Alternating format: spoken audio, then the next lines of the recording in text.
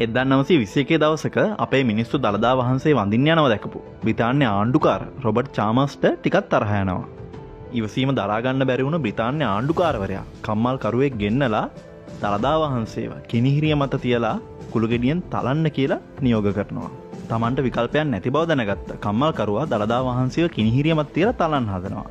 ඒ වෙලාවෙම දළදා වහන්සේ එතනින් අතුරුදහන් වෙනවා. මේ වෙලාවේ පුදුමුණ ආණ්ඩුකාරයා කේන්ති අරන් දළදා වහන්සේ හොයන්න පටන් ගන්නවා.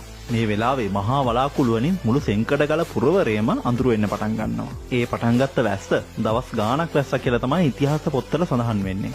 මුළු නුවරම යට වුණා විතරක් නෙවෙයි නුවර වැවේ බැම්ම උඩිනුත් වතුර දාන්න පටන් ගත්තා කියලා තමයි සඳහන් වෙන්නේ. පස්සේ මිනිස්සු දකිනවා දළදා වහන්සේ කලින් වැඩ සිටිය කුටියෙම ආරක්ෂිතව වැඩ සිටිනවා කියලා. මේ සිද්ධියෙන් පස්සේ බ්‍රිතාන්‍ය ආණ්ඩුකාරයා ලංකාවත් අතහැරලා යන්නම යනවා. මේ තියෙන්නේ එදා ගත්ත ඒ ඡායාරූපයක්. දළදා වහන්සේ කියන්නේ දෙවිවරුන්ගේ පව වැඳුම් ලබන ඒ තරම් උතුම් පූජනීය වස්තුවක්.